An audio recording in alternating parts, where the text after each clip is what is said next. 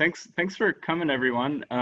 As I said in the beginning, Mel won't be giving a talk today and is just kind of listening in. So I thought Mel might join the discussion, but I thought we'd just kind of have just kind of an open-ended conversation about this fabulous piece. I also dipped into the primary literature about masks and have some things to report back from that, not only the Lancet article, but some other like review articles just talking about, this in a techno-scientific idiom.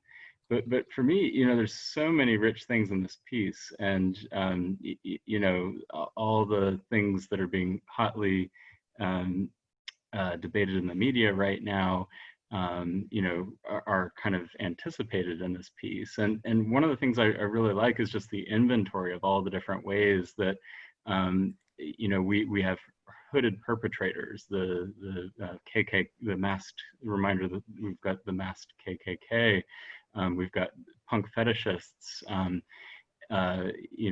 these accounting of the handmade mask from the Second World War, where there is kind of this widespread desire to protect against the specter of chemical warfare, but also this widespread recognition that these handmade objects might not be that effective. And some really deep theoretical insights in here. In particular, I found the discussion of Levinas and Deleuze and Guattari really compelling. We're thinking about masks in this moment in the context of a Western philosophical archive. So Cheng writes, the face itself to Levinas is phenomenologically distinct and indeed is likened to a force, the capacity to affect. It affects even before being judged. The naked face presents a vulnerable other, demanding compassion in an ethical encounter. And we're seeing all kinds of different reactions to these emergent norms, global norms about masking ourselves. Elizabeth shared some reports from Texas, where outright violence has emerged as people are being told to mask themselves before going into stores. And I think with help of this essay, we can see it's kind of the openness of the mask, the mask as screen, as Mel's suggesting we think about it. Is the mask signifying a vulnerable body, a body that's vulnerable to becoming disabled? How can we understand the mask in these histories of Islamophobia and racism? How can we understand sort of the white masked figure, these people who are from the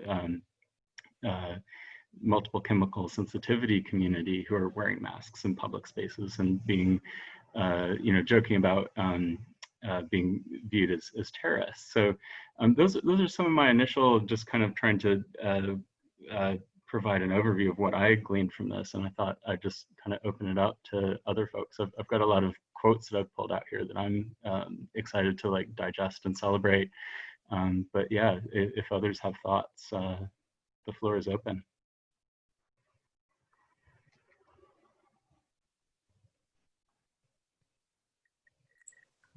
I have, an initial 9 a.m. thought, barely awake, but I think where my mind went with a lot of this content is to someone who made a Twitter post recently that I think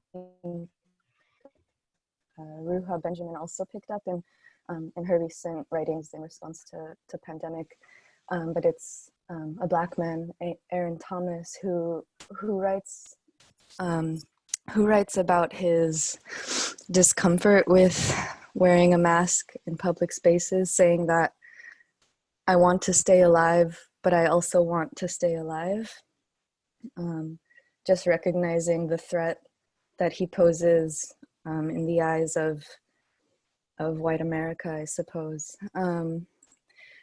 And Yeah, and for my for my personal work on people who are in prisons right now, I'm thinking about, yeah, like the masked prisoner. And I guess I'm starting to see images of masked prisoner, incarcerated people circulating more and more. And when we see the sort of, yeah, the cloaked face, I guess, of cloaked faces of a population that's already sort of, dehumanized in many ways.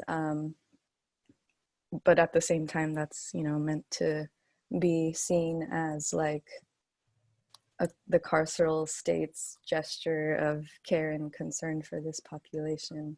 I don't know. Yeah, just I guess initial thoughts on like what it means for masks to be available in mass inside of prisons. But yeah, I mean, there was so much richness in this text. Really appreciated it. Yeah, and building on your comment, Elizabeth, I've been really struck by the videos that Cheng and others have been posting of cops that are tackling almost exclusively Black men in subways of New York City and elsewhere, where this norm about comportment in public spaces is being selectively, enforced in ways that, like any epidemiological rationale for, wearing a mask, like intense physical contact that comes with wrestling and grappling is almost absurdist theater.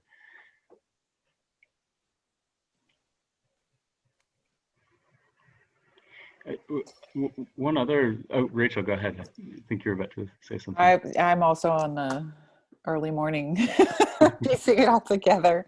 I was thinking in a couple of different directions, and some of that is maybe just because I've been part of the Chemical Entanglements Initiative at UCLA for quite a while, and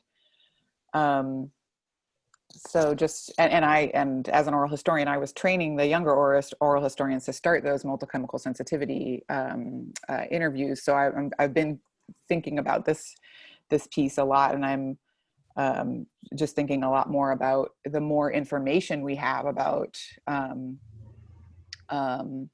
these experiences, and the kind of that there's a shifting that since Mel wrote this piece, there's also the shifting terrain of that kind of disregard that so many of the interviewees had talked about, and how that maybe is slowly shifting, some of it in biomedical ways, and other as a result of greater attention to it. So that was kind of present in my mind as I was rereading this. But I guess I was also just thinking a lot about like the use of spit and bodily effluent as a kind of terror tactic lately, that I've been seeing, and I've noticed different conversations about it in different parts of the world, but people maybe linking back to that point about the kind of an interpretation of masks as somehow a sign of vulnerable bodies, and trying to distance oneself from that. So these instances during pandemic in which people are using spit as a way to clearly engage in, potential necropolitical, biopolitical terrorism. That was something that kind of was present as I was rereading this.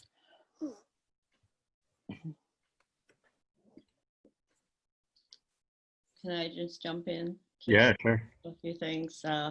Really amazing piece. Really enjoy reading it, and very provocative. In the chat already, there's some discussion about the use of the word provocative. I just thought I borrowed that. Earlier in the earlier reading group session, I mentioned the very distinctive sensation of wearing a mask in a public space these days. And I recall saying something about at a very early lockdown in the US in March, when I went to a Chinese grocery store, the majority of people there who were of Asian descent, they were wearing masks already, and I wasn't. And so I was having dirty looks receiving that. And then not long after the lockdown began, and I went to a non-Asian store, a regular normal store. And then I was wearing a mask, and so were a few other people who were not of Asian descent. And we had this sense of recognition as we look at one another.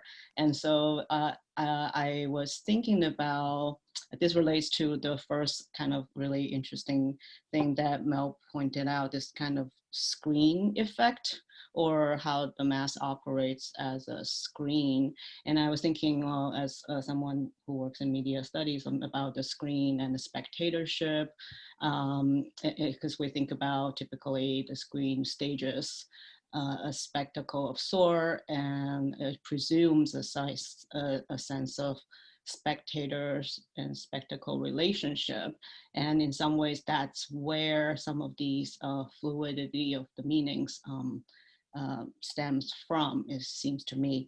And then another thing that I was so interesting too, that relates to my sensation of kind of, in some ways, going into the stores with the mask on, also there's a bit of sense of empowerment in some ways. So this relates to her point about the prosthesis, the kind of addition to a body that is otherwise more vulnerable. And so I thought that was super interesting. And my own personal interest is in the state. And I want to think more about the relationship between the signifier of the mask and what she calls the vulnerable state, and the kind of solidified entity of a state that is going to step up as a protector, but also failing and in need of something else, and perhaps mask or otherwise. And one other thing that came to mind also, prior to the outbreak of virus, another dominant image that circulates in the media in relation to Asia or China and mask would be the environmental pollution, air pollution, where many people in public are already seen wearing masks. And that's also a very widely circulated image of the environmental severity of the globalized, to me, globalized manufacturing. And that to me could be an additional piece to think with when we look at mask and the body and environment. Thank you. So Mel's just made a post in the group chat. So they don't see the word provocative in the original article, but quoting from the article, it says, avoid fabrics that elicit deeply held stereotypes, i.e. bandanas, skull prints, horror prints.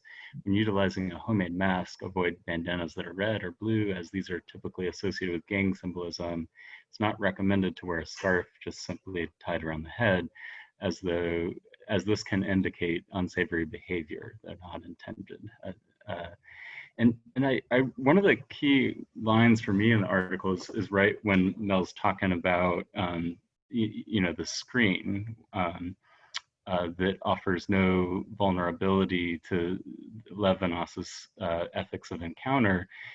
It seems to insult the nakedness. Like at this earlier historical moment, the mask seemed like an insult to the encounter that Levinas has talked about involving the face. It stands, or stood, I think we can see this intervention as historically situated right now.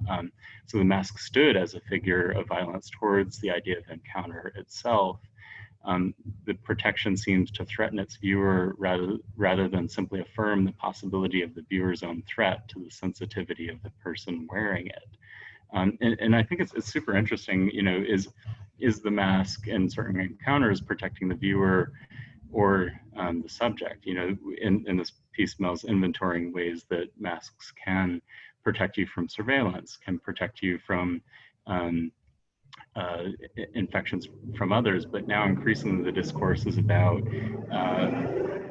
sorry, there's traffic noises outside.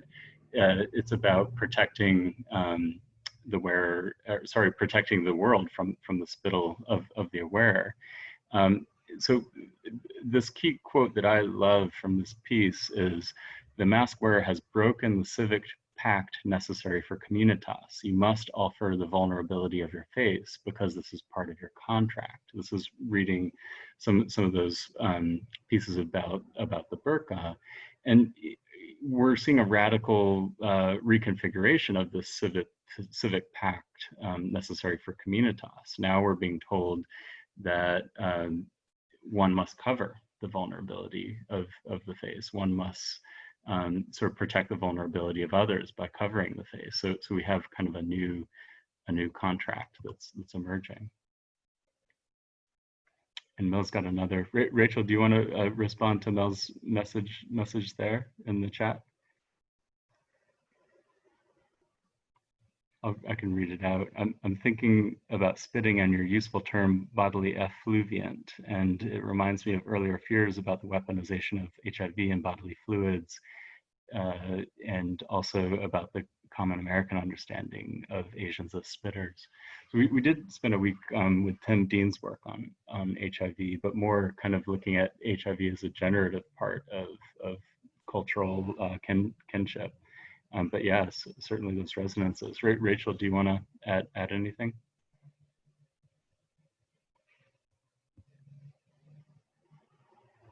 I wonder if, Mel, if you could tell me a little more about that last part of the sentence, the common American understanding of Asians as spitters. As I was thinking through this, I was definitely thinking of this kind of more racially white kind of toxic masculinity that I've been seeing, of just using this as a form of terrorizing others because wearing a mask would be weakness. Or whatever that, I can't think of what it was. It was like that Costco video that was circulating recently. So that was kind of what I was thinking through. But I wonder if you could type a little more about the American understanding of Asians as spitters, just as an acceptable.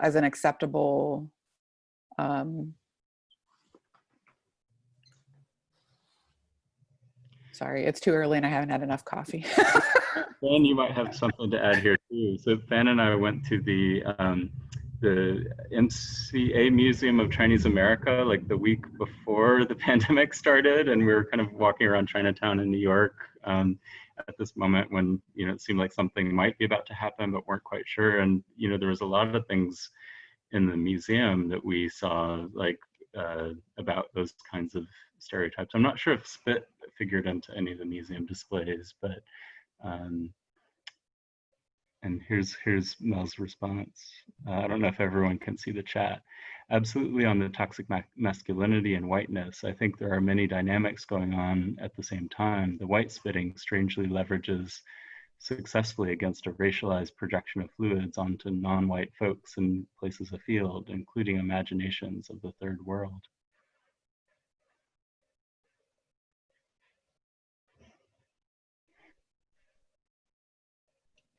Chinese people in particular, I think, are identified as spitters. This is also linked to the fear of Chinatowns at times when disease is profiled. I'm also thinking there's a classic piece in the history of medicine that is about cholera in the Philippines and the ways that geographies and space and bodies are racialized in terms of contagion. And it definitely felt like we were walking around Chinatown, like it was the streets were already kind of desolate in that part of Manhattan, and it felt like, yeah, race and geography and ideas of contagion were coming together in that place and time. Yeah, anecdotally, Hong Kong people reportedly also would chastise mainland tourists for spitting, among other public indecencies. And that is also one of the sources of tension. But of course, there's also the other connection of the recent Hong Kong events, which has to do with masking using hair. That one Facebook post that I remember seeing, how they try to avoid facial recognition and surveillance by creatively using hair as face masks. So it's another example that comes to mind. I'm not sure if this is the best moment to jump in. My connection again has been wavering, but I think it might continue off of what you just said, Fen, about speculations I've started seeing about the kind of panic or maybe collapse of all the research going into facial recognition technology, and how, like, you know, half of the data that they've been depending on, like the lower half of people's faces, is sort of inaccessible now and like affecting their tools. And it seems that people who work for such companies are already like scouring the internet for people's masked selfies to begin like adding these to data banks. So keep your masked selfies off the internet, everybody. But yeah, it's it does seem like, you know, the sort of relative normalization of masks is really upending, you know, something that was maybe seen as like a, well, depends on, yeah, where you fall, but it's, I think, pretty interesting to see where that might go.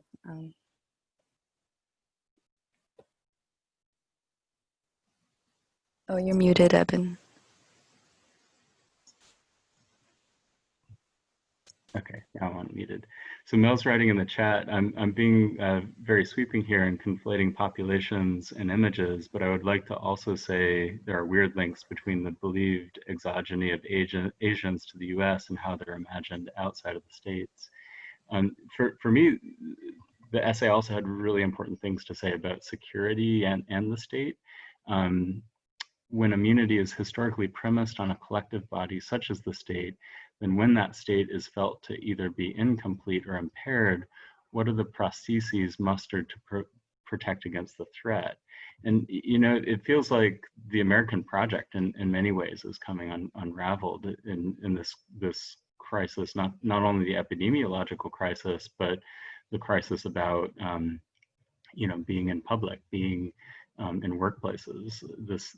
These earlier ambivalences about the mask, whether it's, you know, the masked perpetrator of violence or the masked terrorist threat. You know, people.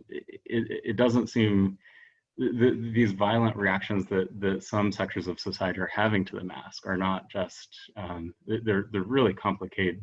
The ways that these affects are situated are super complicated, and I think this piece really does something to get inside of that broken state. So I argue that masks also quietly emerge in the symbolic economies of national defense, in quotes, wherein mask symbolization is deployed to project a nation's own broken state onto certain racialized others. So now we're at a moment where it's not just racialized others that are, you know, the projection screen for the brokenness of the nation, but the fact that we're all being asked to wear masks.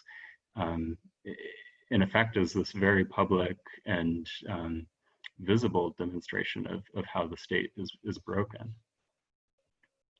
Like Sala and other people in other countries wear masks. Are people being asked to wear masks in Finland right now? Yeah, I think this is the point at which I wanted to flag or contribute what seems to be here a real debate about the efficacy of the mask that's going on in the public, and the comments from the virologists and the public health doctors, etc., seems to be that it's not an absolute certainty in this case that that the masks work, and some of the arguments that they seem to have are better than others, I feel. So the critiques, for example, against wearing a mask, like there's not enough for everyone, or that they invite this touching of the face that could still channel. I mean, there's no doubt about the clinical context of having them in elderly people's homes and things like that. But like whether civilians in the public would wear them, they still seem to debate that. And what I find interesting about this discussion is that we're now, I think it really, what I've taken from this paper and this discussion, that it really matters on whose face, on whose body the mask is, and that normativity of a mask is a good thing or a bad thing, or it's sort of what is, as it's been debated in the epidemiological literature, seems to be completely devoid of that awareness of it matters on whom the mask is. And so from that kind of context of uncertainty of whether they work or masks work or not, I think what this whole debate highlights to me is like not still. I find that the kind of the tensions and the contradictions and the openness of the discussion in so many ways keeps me from making the conclusion that wearing a mask is a new communitas contract, because here from the debates that we're seeing, it is not yet clear even whether wearing a mask is the new social contract for protection either way. And so actually that state of uncertainty is also, it makes me feel uncomfortable. It is uncomfortable, but at the same time it's not even productive. It's just like limbo-esque, and that limbo-esque is induces the kinds of complexity or hate crime or tension or stigma and so on. Do you see what I'm getting at? So I'm getting at if it was clear that the masks work, then it would be maybe easier for the public health experts to debate around the kind of the stigmas that they create or the recreation of violence. But because they don't seem to be completely clear on it just, that uncertainty seems to aggravate the situation even more. Yeah, it's the same cloudy ontologies and epistemologies that Celia Lowe told us about the first week when we read her paper. I've got a folder of possible future readings for the reading group, and I've put a preprint in there that's a review of the epidemiological and clinical trial literature on masks. And the consensus is that, for starters, there haven't been very many robust samples of COVID-19. There's some studies that were done on rhinoviruses, earlier versions of coronavirus. But these involved incredibly small groups. Like one study had 10 people that had these various viral infections, and studied whether or not masks have a significant role in controlling the spread of droplets.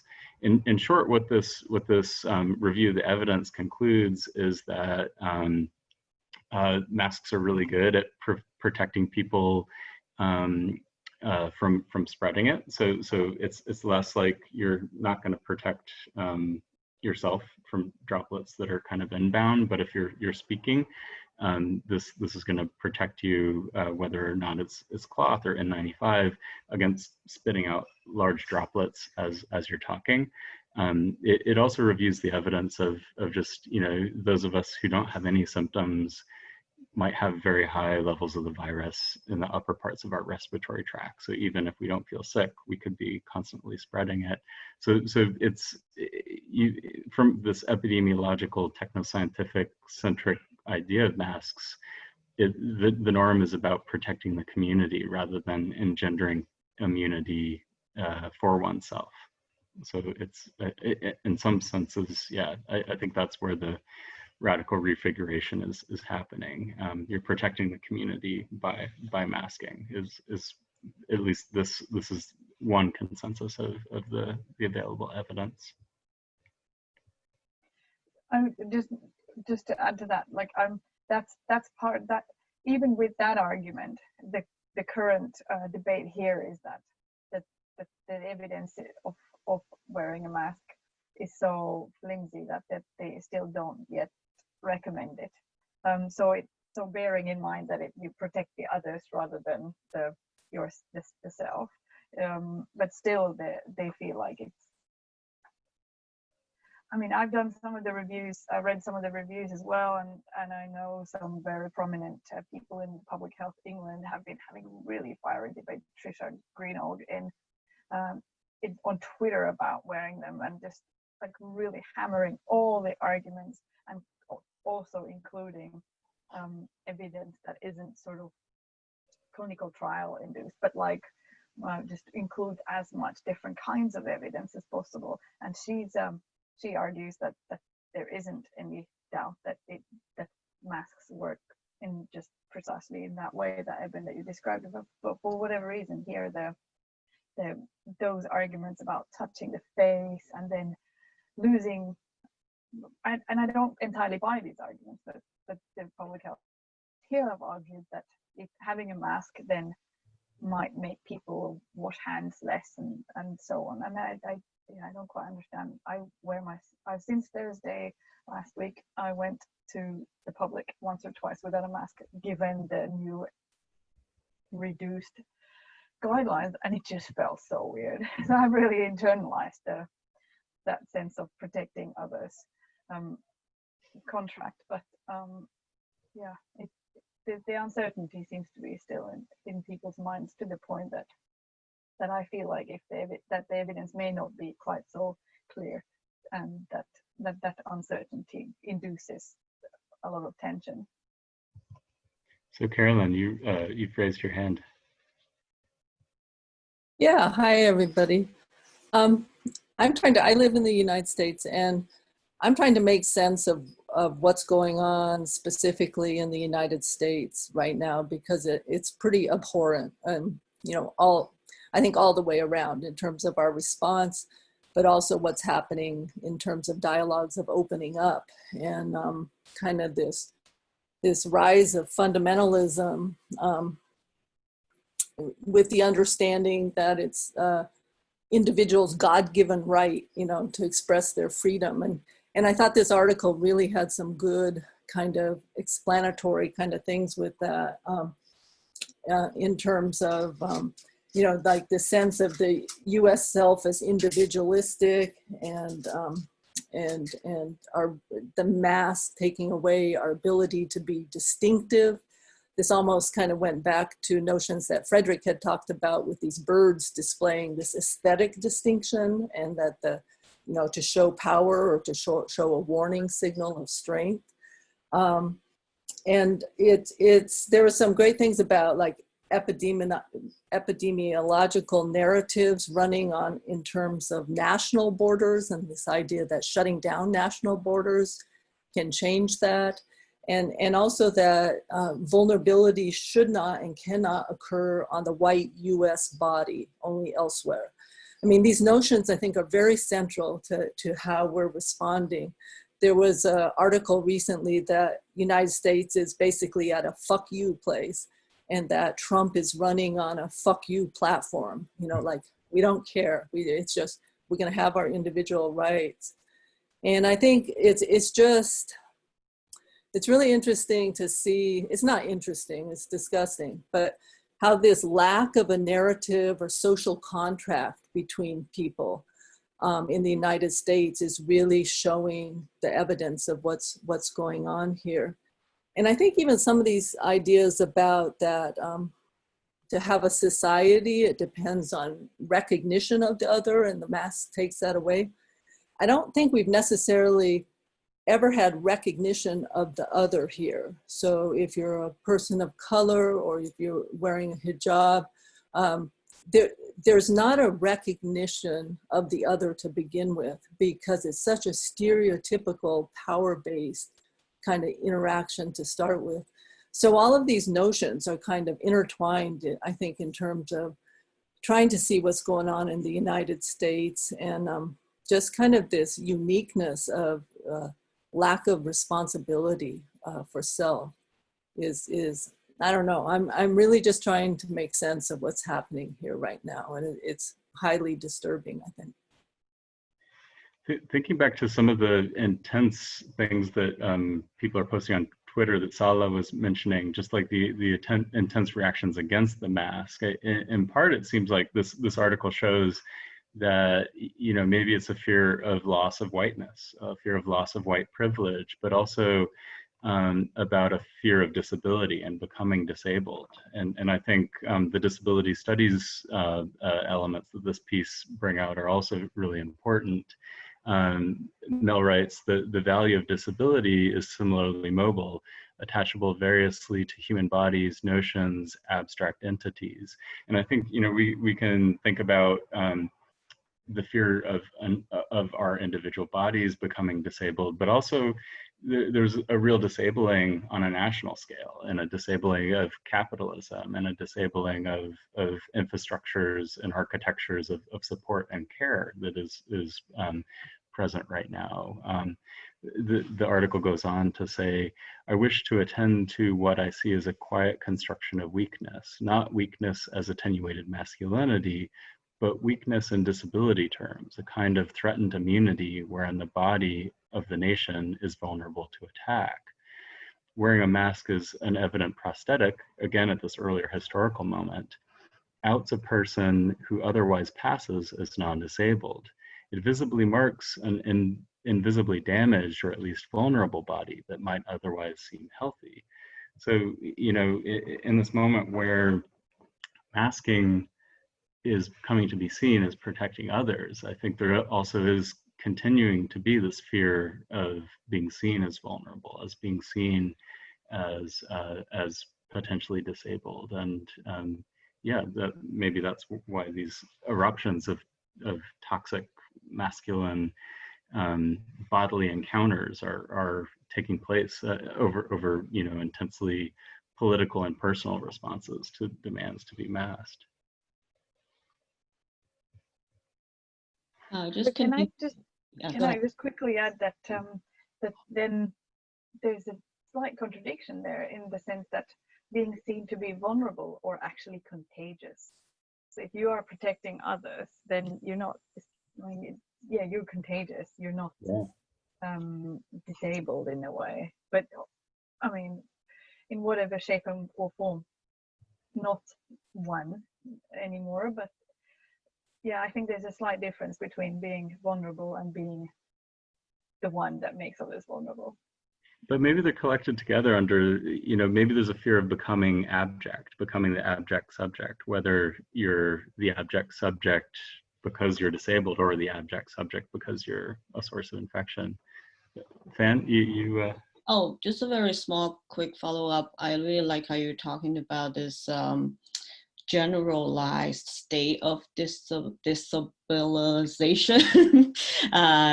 And just thinking about how social distancing is predicated on disabling mobility, and the requirement of masks to enter a public space really functions to simultaneously reinforce that destabilization, but also provides a mechanism to temporarily open up the possibility of doing that. I do just really appreciate it that you kind of made that clearer for me. So thanks. Eben, I liked what you said as well. Just going along with that and thinking a little bit more about the investments in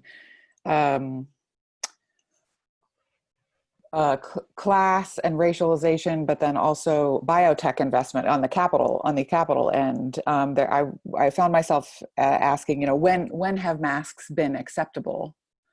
And I was thinking, for instance, we've been talking a lot in chemical entanglements about, nail salons, or, I was just rereading Ocean Vuong's beautiful novel recently, and there's these, moments of, the character reflecting on his mother in nail salons. And, so when is the, the mask acceptable in this sort of classed and racialized encounter of capital exchange?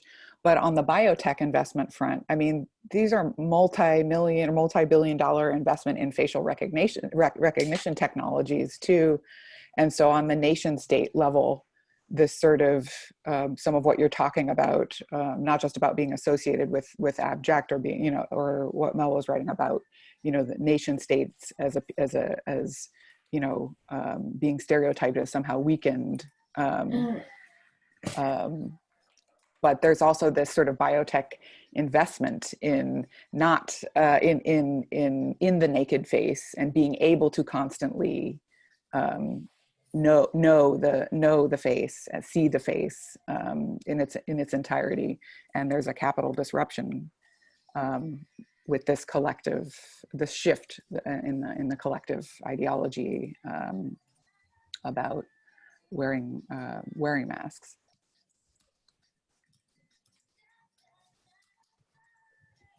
Elizabeth, back on the chat a few minutes ago, you were talking about concealment and detection and criminality. Do you want to unravel some of your questions and thinking there?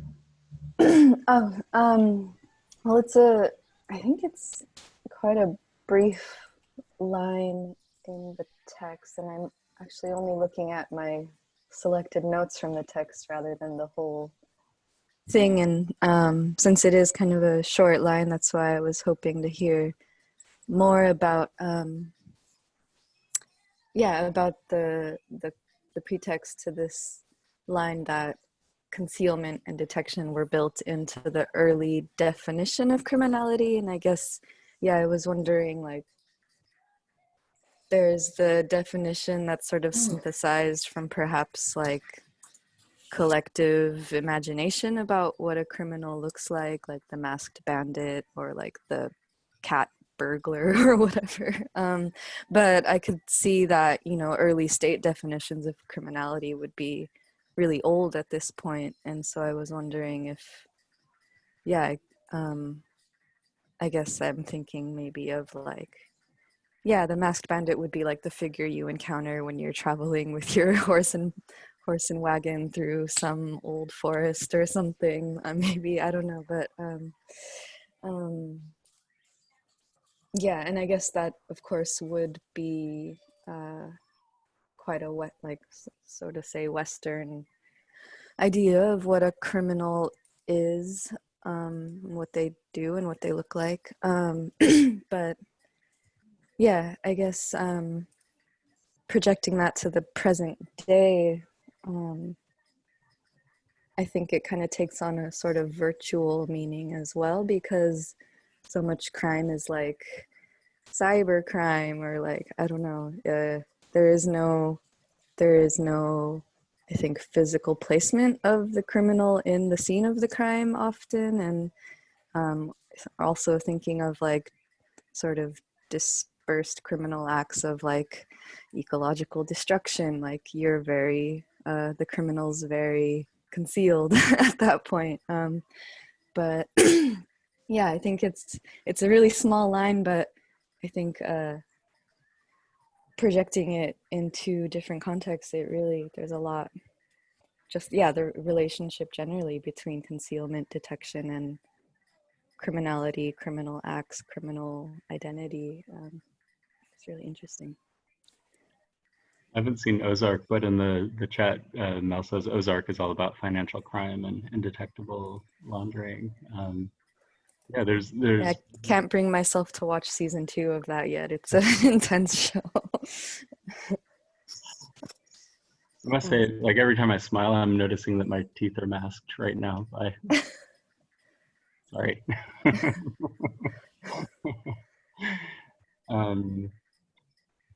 Yeah, I also was really keenly interested. At first, I love the takedown of D&G. In part, like I find them very productive to play with, but also, they're so fast and loose that often they get away with things. And there's always, I think, in kind of many strands of D&G, like this atavistic longing. So Mel talks about how for Deleuze and Guattari, when a mask appears, it is merely the accoutrement of the primitive. They claim a lot of things breezily, and I just love that phrase. I think that we should celebrate that phrase. They breezily claim that for the primitive, the face and facial expression symbolically means nothing, and hence doesn't or didn't exist.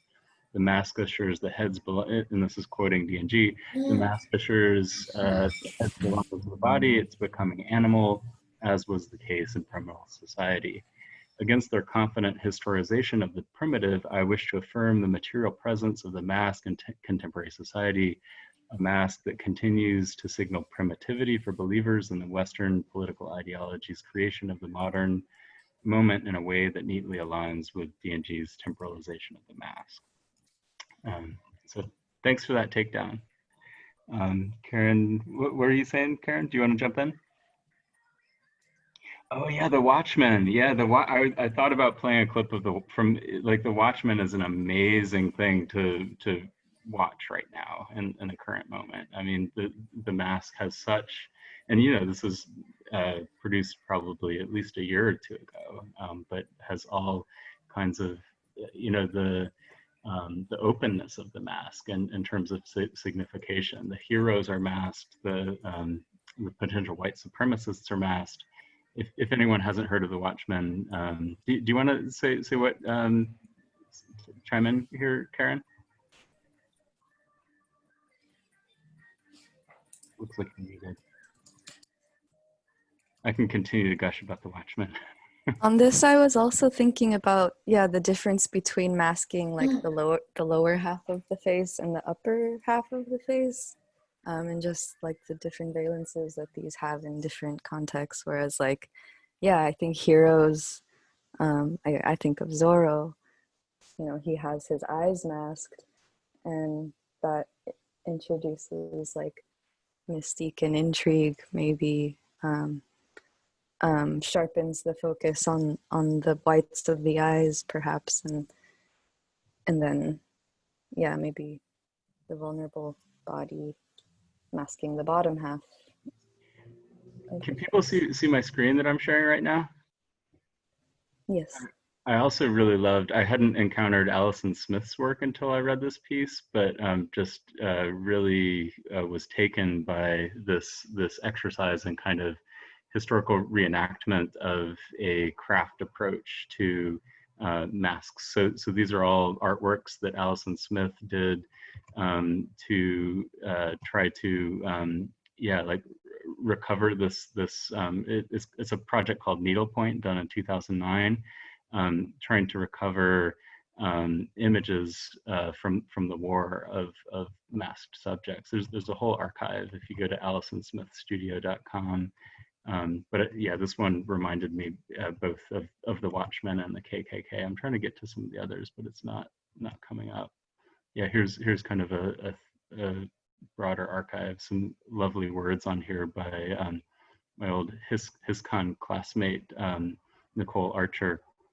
But just an accounting that clearly is referencing like the KKK iconography at the same time yeah, just looking at these citizen responses to a nebulous threat, the specter of chemical weapons during war, and the inadequacies or partial adequacies of you know, these crafty projects to reckon with these terrifying specters.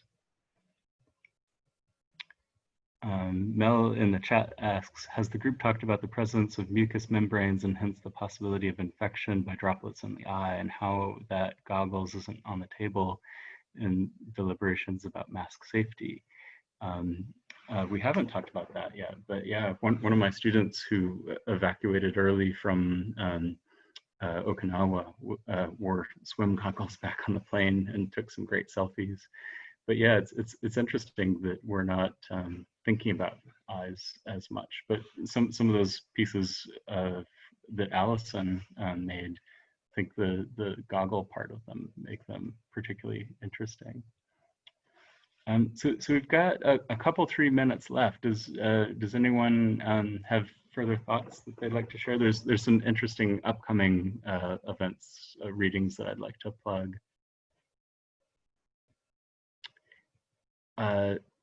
Let's see. Do you want to jump in there, Carla? Darth Vader. Since we're also talking about popular culture, media culture, I thought to offer another non-Western reference, the idea of 蒙面女侠, which is like oftentimes a female kung fu artist, martial artist who would veil her identity. And I just thought of searching some really quick reference. And then, of course, many of you know a lot of these contemporary media culture in the US, like Star Wars, or influenced by Eastern aesthetics oftentimes. So I guess I can't share the screen, but there's this one link. If you scroll down to the picture, you will see what I'm talking about. And then I think in Kung Fu novels, we also encounter these of course, like there's the criminals who would have a mask, but also there are like really high level martial artists who would not want their face recognized, and therefore also would hide their faces. But just another, in addition to what has been mentioned, there are really interesting connections between kind of popular media culture as well. Reading there's some great comments that are happening. I'm going to save the chat and I'm going to post it on Facebook. So next week we have a visit from Ingrid Garakama, who's been doing work in South Sudan, who studied the Ebola outbreak, and in early March of this year traveled back to South Sudan, basically to see how things were playing out there, and found that surprisingly, they had they were on top of their game, more so than any other place at that moment. She kind of chronicles her journey through airports in Europe and Africa. So she'll be talking about how COVID is playing out in Africa vis-a-vis her earlier work on infectious diseases there. In 2 weeks, we're going to have a visit from the coronavirus study group. So these are virologists who've been working on coronaviruses for decades and have deep knowledge of these organisms that are suddenly in the popular consciousness and that are sort of impacting all of us now. So I've been corresponding with a number of them. They're penciled into the schedule. They were able to make today, but we already had Mel lined up for today. But they said probably they'll be with us in 2 weeks. And then Sala, I'm going to ask to go in a few weeks to talk about sourdough cultures. We also have an essay from Warwick Anderson in Sydney coming up in the pipeline. So lots of good things. Really great to see you all. Thanks for sticking with us. This group is a great part of my week. So thanks for coming back. Thank you, everyone. And thanks, Mel.